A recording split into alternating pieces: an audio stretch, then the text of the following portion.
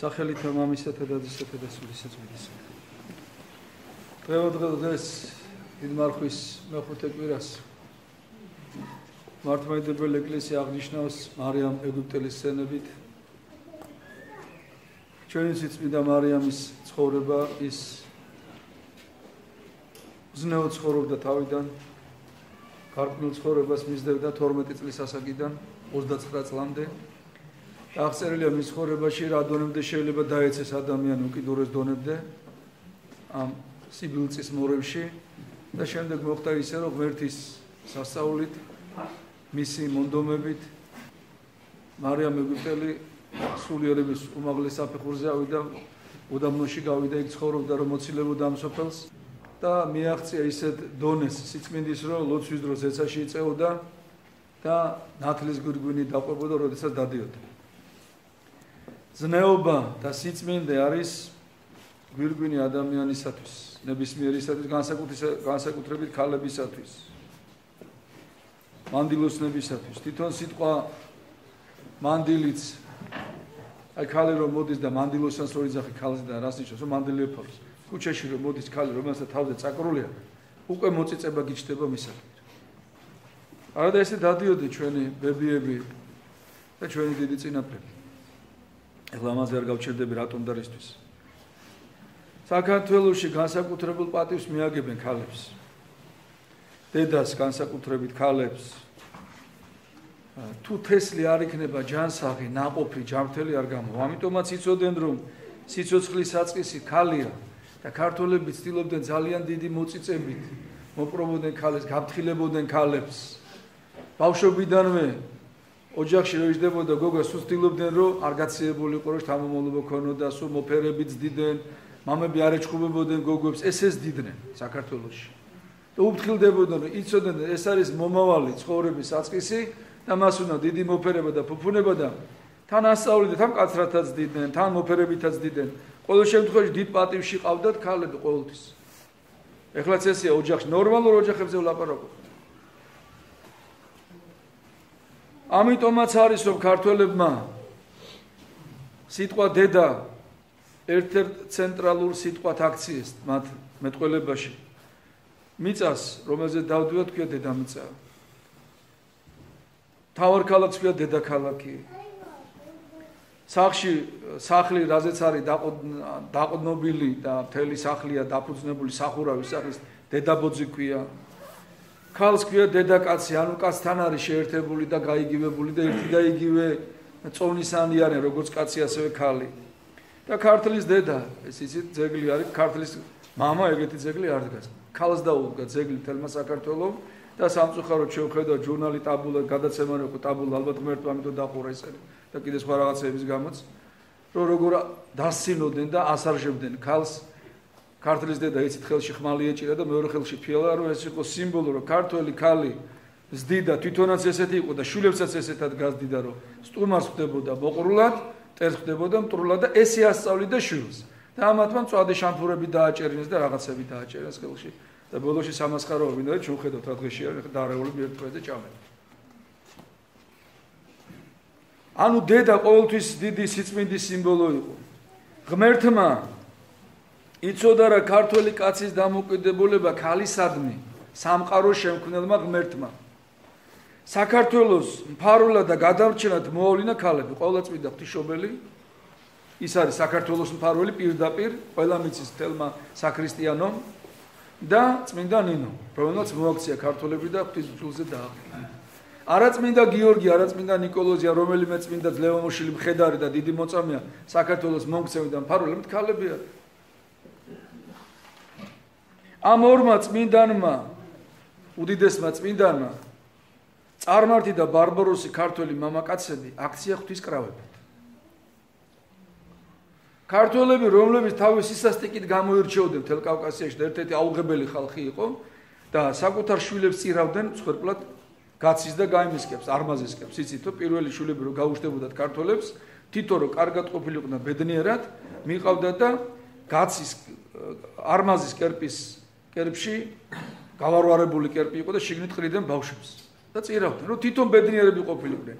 წმინდა ნინომ და ყოვლადწმინდა ღვთისმშობელმა ესეთი ფსიქიკის და ესეთი შინაგანი მდგომარეობის და განწყობის კაცები იცით როგორებად აქ წერტლობაში რო გაგარტყენ მეორე მიუშურები ზუსტად ესეთი იყო გრიგოლ ხანძთელი ამ წიაღიდან გამოსული იოანე ექვთიმე გიორგი ათონელები და უამრავი წმინდა ქართველი მამები ქრისტიანობის ქადაგებლები და ბურჯები აი ამ ქალებმა ჩამოგვაყალიბეს ესეთებად ეხლა რო ვართ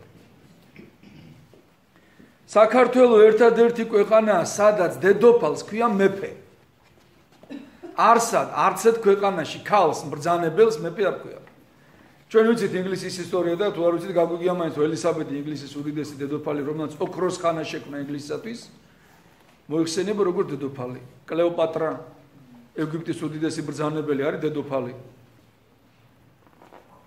საქართველოში ყავს მეფე თამარ მეფე ქალი არის მეფე ესეთი ტიტულით არსად არ მოიხსენება არც ერთ ქვეყანაში მე-12 საუკუნეში ქართველმა ადამიანმა წარმოთქვა ალბათ მანამდეც იყო თორე მე-12-ში კი არ მოიგონეს ლეკვი ლომისა სწორია ძუ იყოს თუ და ხვადია ერთიერი მანახით რომელიც ამ შუა საუკუნეებში იძახდა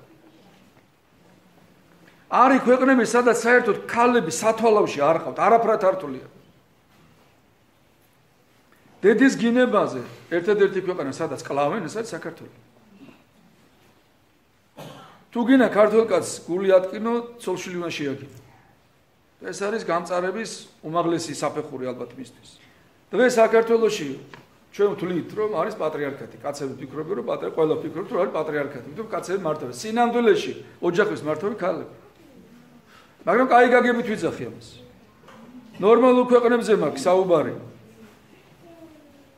ნორმალურ ქვეყნებში კაცი გასული არის საშოვარზე ესე თქვა დილით რო გათენდება მიდის და შრომობს სწავლობს 2 კაპიკი მოიტანს და ამ თავის ოფლით მოპოვებულს აძლევს ქალს და ეუბნება აჰა შენ და რაც გინდა უყავ არ არის ესია და ქალი წვიტავს კაცის მოტანელი თავის მოტანელი რა იყიდოს საჭმელი რა გააკეთოს კარტოფილი ხორცი თუ კომბოსტო ქალი წვიტავს შვილებს რა ჩააცვას სად მიიყვანოს მას რაში დახარჯოს ეს ფული როგორ განკარგოს ქალი წვიტავს როგორი ავეჯი იყიდოს და ქალები როდესაც სახლის აშენება უნდა ტყინდვა უნდა გარემონტება უნდა ხო ქალები წვიტავენ ძირითადად აბა კაცებმა რა იციან ქალი რასაც გადაწყვიტავს იმას აკეთებს ფაქტიურად ქალები არიან როგორ დედოფლები და ოჯახებში ჩხუბი რატო ხდება ძირითადად ბრძალსა და დედამთილ შორის რატო პირველობას ვინ იქნება პირველი სადმე გინახიათ სიდე და სიმამრე ერთმანეთს ეჭუბოთ შეიძლება საადღაც თუ დათროებია რაღაცა სიძე ვერ მოზომოს და ისიც მე ბოდიშებს უხდის და ბრძალდედამთილი ერთმანეთს ხოცავენ პირველობას იმიტომ რომ თვითონ იციან რომ პირველები სინამდვილეში ისინი არიან და არა კაცები არ არის ეს დღეს ქალთა უფლებების დამცველები რომლებიც გამოდიან და ბევრს ლაპარაკობენ იცით რა უნდათ რომ აი ეს დედოფლები სახში ქალები რომ არიან კიდევ ვიძახი ნორმალურ ოჯახებზე ლაპარაკობენ და დედაბოძები რომელზეც მთელი ოჯახია ჩამოკიდებული გარეთ გამოიყვანო და კაცივით საშოვარზე გავუშვა ნაწილობრივ მოახერხეს ეს იმიტომ რომ ისეთი პირობები შეუქმნა ქართველმა ქალებმა მიატოვეს სახლები და ევროპაში არიან მიტოვებული ყო ჩვილები კვრები დედები და სხვებსულია ეს ახლა ნორმალური მდგომარეობაა ეს არის ტრაგედია სხვის მოხუცებს სულიან მე იმ ფულით ქირაობენ ვიღაცა მონას და იმის დედას მოუარო ეს ყველაფერი ძალით შექმნეს და ეს უნდა მასიურად აქციონ არა მარტო ევროპაში გაიყვანონ ხალხი აქაც ეუნებია რომ ერთნაირი უფლებები უნდა ქონდეს და რა უნდათ რომ ქალებმა ბენზო გასამართ სადგურებზე ბენზინი ასხადა ბენზინის სული ასდიოდეთ თუ ის უნდათ რომ მშენებლობებზე იმუშაონ და როგორც კაცები ლესავენ და რა ქვია მალერკას როგორ არის ქართულად ღებავენ ამოთხრლები იყვნენ ჩვენ ესეთი რაღაც თუ გინახიათ ალბათ საბჭოთა კავშირის დროს რუსეთში ქალები ესე იქცეოდა რუსეთში ლესავები იყვნენ ქალები რემონტებს აკეთებდნენ ქალები ტროლეიბუსის შოფრები ტრამვაის შოფრები ტაქსის შოფრები ქალები იყვნენ ქართველი კაცისთვის ეს უცხო რაღაცაა ჯერ ნორმალურ კაცს ახლა შევწყვება რომ მაგის ცოლი იყო ტრამვაის შოფერი და ტროლეიბუსის შოფერი იმიტომ რომ ძიმე სამუშაოა და თავის ცოლს ნორმალური კაცი არ ამუშავებს ამას ეს უცხო ერებისთვის რაღაცა დამახასიათებელი შეიძლება ჩვენთვის ეს რაღაცა უცხო არის საქართველოში ყოველთვის ქალები ცდილობდნენ ისეთ ნას ქალურ სამუშაოებზე ყოფილიყვნენ, ან საბავშვო ბაღში მასწავლებლები, თვითონ კაცების საბავშვო ბაღში მასწავლებლები არ მინახია. სკოლებში მასწავლებლები, რაღაც ინტელექტუალურ, კულტურულ რაღაცებს აკეთებდნენ ხოლმე. დღეს უნდათ რომ ერთეული შემთხვევები რაც ხდება საქართველოში რომ საყოველთაო წარმოაჩენს და ამბობენ რომ თითქოს აი კაცები მოდიან და ცემენ ქალებს, აგრესია ოჯახში, არაძალადობას ოჯახში და კაცი იგულისხმება ამაში. და რა თქმა უნდა თუ კი ესეთ რამეს კაცი აკეთებს, ამისთვის არის კრიმინალური სამსახური და დაიჭირო ესეთი კაცი და შეიძლება ციხეში ჩასვლა. მაგრამ როგორ შეიძლება 1000-ში და მილიონში ერთი რაღაცა გამოვიტანო და გაასაჯაროო? გამოვიდა და 20 ქალი მოკლესო. კი ბატონო, ძალიან ცუდია რომ მოკლეს, მაგრამ ჩვენ თვითონ მომსწრე ხო ვიყავით რომ რამოდენიმე ხნის წინ ქალმა შვილი ბალიშით გაგურდა და თქმარს თავში ნაჯახი ჩაარტყა და დაჭერილი იყო და მთელი ხალხი გულშემატკივრობდა ამ ქალს რომ გამოუშვანო. ეს რო კაც გაეკეთებინა რას იზამთრე. გახსოვთ ხო გარი არ მახსოვს იმ ქალის რა. რამოდენიმე ხნის წინ კი და შარშანდელ ამბებს გეუბნებით. კაცმა თუნდაც საყვარელი გაეჩინა სახში მოვიდა მანქანით და ეძინა თავის მანქანაში ამ თავის ცოლი იყო თუ საყვარელი იყო აღარ მახსოვს ვიღაცამ როგორ მიღალატო ბენზინი გადაასხა მანქანა დაწვა კაცი შიგნით ცოცხლად. ეს რომ კაც გაეკეთებინა რას იზამთრე რა ამბავს ატეხავდნენ. ეხლა რა ვქნათ მე სკოლაში იყო შემთხვევა გოგომ დაჭრა ბიჭი სხვა უყარდა იმის თუ რაღაცა. აქაც ქალის და კაცის ძალადობა. ეხლა რა ვქნათ ჩვენ კაცთა დაცვის საზოგადოებები შევქნათ, ევროპას თხოვოთ? თუ როგორ მოვიქცეთ? ეს ყველაფერი არის თითიდან გამოწოვილი. ეს ყველაფერი არის იმიტომ რომ ოჯახის ტრადიცია, ოჯახის ინსტიტუტი მოირღვეს და მოიშალოს. ოჯახში შემოყონ ცხვირი და ოჯახში დაიწყო თვითონ მართვა, ისე როგორც დედამშობლებსა და შვილებს შორის უნდათ რაღაცა ურთიერთობების დაალაგება ვითომ თავის ჭკუაში. და ყველაზე მთავარი კიდე ეს რატომაც ხდება რომ ოჯახზე დგას ქვეყანა.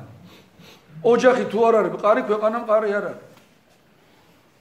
ოჯახი მტკიცე თუ არ არის, ქვეყანა არ არსებობს. ეს ყველა მიცის ცნობილი ფაქტი არის და თუ გინდა ქვეყანა დაამარცხო, ოჯახებიდან უნდა დაიწყო დანგრევა ოჯახების. დღეს ჩვენ ხედავთ რომ იქამდეც კი მივიდნენ ქალთა უფლებების დამცველები რომ ბავშვების კლას, აბორტი ზუსტად ბავშვის კლა არის, კაცის კლა არის, ჩვეულებრივი კაცის კლა არის. რომ ამართლებენ და იძახიან თურმე ქალს აქვს თავის უფლებები და ეს რაც უნდა იმას უზავს მის მუცელში მყოფ ცოცხალ არსებას. აი აქამდე მივიდნენ წარმოიდგინეთ. და ფორსირებულად ავრცელებენ ამ თავის აზრებს.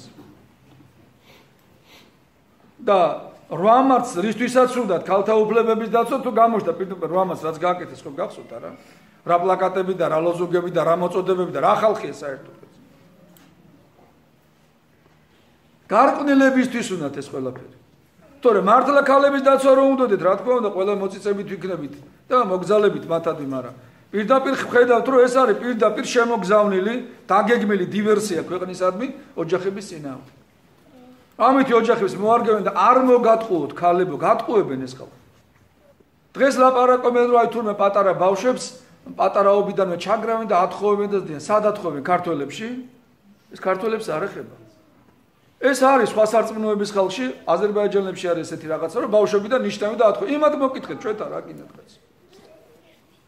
იმათთან არის ეგ პრობლემა, იმიტომ თვითონ აქ ბავშვებიდან აკვირიდან ათხოვებენ. ეს ჩვენთვის უცხო არის ესეთი რამე. და არა მარტო ყოფითად არის უცხო, რელიგიურადაც უცხო არის, პირდაპირ წერია ჯულის კანონში, ქალის მოტაცება არ შეიძლება, ვინც ქალი მოიტაცოსო, უზიარებლობით დასა და თუ მღვდელი იქნა შარეული ქალის მოტაცებაში, ანუ ძალით გათხოვებაში, მღვდლობიდან უნდა განკვეთო ეს ადამიანი. ესე იცავდა და არეგულირებდა ჯულის კანონი და ქრისტიანობა ქართველებში ამ ყველაფერს. ამიტომ ეს ჩვენთვის უცხო თემებია. გახსოვთ უწმინდესი გამომძანდა და თქვა ესეთი რამ რომ ქმარიო რომ მოვალ ქალმო ფეხები უნდა დაბანოსო ხა. ფეხების დაბანა რა თქმა უნდა შემაცოლო ფეხების ბანა რომ დამიწყოს მაგას ხო არ იმას ვიზავთ მაგრამ აქ უბრალოდ ლაპარაკი რომ მოგზალება უნდა კონდეს ნორმალური კაცი არ დააბანებს ფეხებს ახლა. თუ რადიკულიტი არ აქვს და ერიხრება წელში და რაღაცა. უბრალოდ შეურაცხყოფას არც მიაყენს მაგრამ უწმინდეს მესრო ბრძანა ამითი გადმოცა როგორი დამოკიდებულება უნდა კონდეს ქალს ქვრისად. ქალი ესე მოგექცევა? შენ ფეხქვეშ გაეგები, ესე არ არის კაცო, კაცები არ არიან. ცოლმა ერთი თბილი სიტყვა მითხრა და ყველაფერი მისი არ არის. პრობლემა როდის იწყება? ქალი რო დოინც შემოიყრის, აი მაშინ იწყება მთელი პრობლემა. ეს ქართველმა ქალმაც იცოდა და კაცმაც ნორმალ ოჯახში, ამიტომ აქ ყველაფერი თვითონ ლაგდება. ჯერ ტრადიციულად იცოდნენ როგორ უნდა მოქცეულიყო ქალები და კაცებმაც იცოდნენ პატივისცემა. ქალსო ხელი დაარტყა, ესო კაციაო. ეს ქართული სიტყვა არ არის ესეთი? კაცი რო ქალზე ხელს აწევსო, იმ ქალსო სახში დავიტოვებო კიდე? ესეც ქართველების არის, ესე იზდებოდნენ ქართველი კაცები. და კიდევ ვიმეორებ, თუ რაღაცა ხდება, გამონაკლისი, ანომალია, განსხვავებული, ამისთვის არის კრიმინალური კოდექსი და უნდა გაასამართლო კაცო. ესე როგორც გითხარით, ქმრებიც ძალადობენ ქალებს და ქალებიც ძალადობენ, კლავენ ქმრებს და წვავენ მანქანაში ცოცხლად კაცო. ჩვენ ქრისტიანობამ ყოვლადწმინდა ღვთისმშობელმა და წმინდა მინინომ სახარებით და ჯულის კანონით და წმინდა წერილით დაგვიდგინეს და გვასწავლეს შემდეგი. ესეთი პირდაპირ წერია რომ რადგანაცო აი ესეთი პატერი კი არის, ერთს მოგიყვებით ახლა. საბა განწმენდილი, ძალიან დიდი წმინდა мама. იმდენად დიდი წმინდანი არის, რომ ის იყო მთელი მონასტრების დამაარსებელი мама, ერთ-ერთი პალესტინაში, იერუსალიმთან საბაწმინდის მონასტრის დამაარსებელი და მისი სხეული უხსნელი არის. 1500 წელია პალესტინაში დაბრძანებულია და ნელსურნელება აზდის და ამოტყოფები იკურნებიან და უშვილოების თხოვნა შვილებს აძლევს და უხსნელად განისვენებს. მის ცხოვრებაში წერი ესეთი რამ, საბა განწმენდილი მოდის და მასთან ერთად მოდის მისი მისი მორჩილი კელიაში ერთად ცხოვრობენ და ეხლა როდესაც წინამძღვართან კელიაში ცხოვრობ, ეს უკვე დიდი პატივი არის. რომ წინამძღვართან ერთად ცხოვრობ კელიაში. და მოდიან და მოდის ერთი ქალი. და мама საბა ეუბნება რა ლამაზი ქალიაო, მაგრამ ამ მორჩილს ეუბნება ცდის ეხლა. რა ლამაზი ქალიაო, მაგრამ საწყალი ბრმარიო. არა, რას ლაპარაკობ, мама ორი თვალი ქონდა. როგორ გონა ორი თვალიო კაცო შევხედეო და ბრმაიყო. მეც უყურებდი დიდი ხანი და ორივე თვალი ქონდა.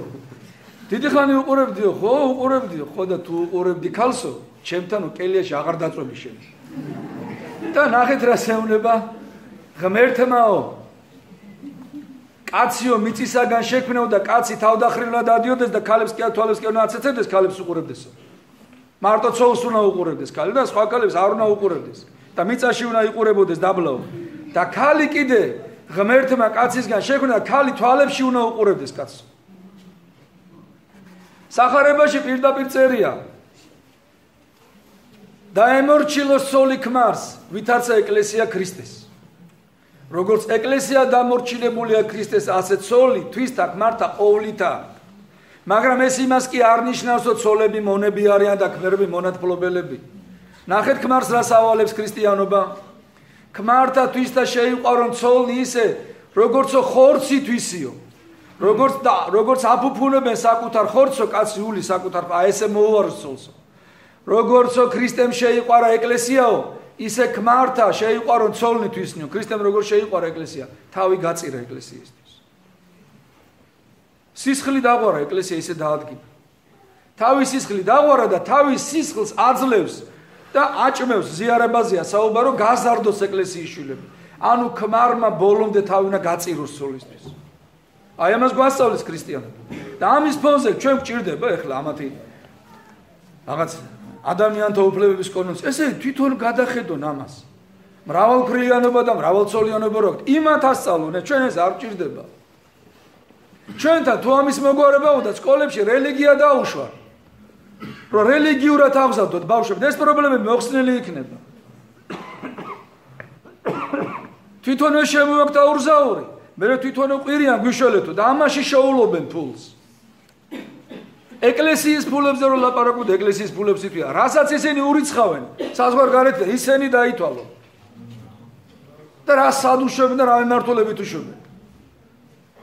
მიმართულება ერთია, ქვეყნის გარკვნა და დეგრადირება. ღმერთმა ყოვლადწმინდა ღვთისმშობლის ლოცვებით, წმინდა ნინოს ლოცვებით, მარიამ ეგვიპტელის ლოცვებით ჩვენი ქვეყანა დაიფაროს. ქალებს ქალის სახე არ დაეკარგო და კაცებს კაცის სახე. იონე ოქროპირიძახის ესეთ რამესო, ქალებიო, ავაზას ავით არის ქალი. როგორც ავაზასო ვერ გადაურჩება კაციო, აი ესეთია ქალი, ქალმო თუ რამე დაისახა, მისდად გააკეთებსო, კიდე კაი ღმერთმა მორჩილება და მოგზალებულება მიცოდა. ეხლა ეს გზავლებაც აღარ არის. ამიტომ ქალები კი არ უნდა უფრთხილდნენ კაცებს. კაც ისეთი დრო მოვიდა, კაცებს უნდა გვეშინოდეს ქალებს. ღმერთმა დაგლოცოთ, ღმერთმა გაკურთხოთ და ღმერთმა ჩვენი დიდი წინაპრების დადგენილი კანონებით, დაცული კანონებით, ღვთის კურთხევით და ღვთისმშობლის ლოცვებით დაგვიფაროს და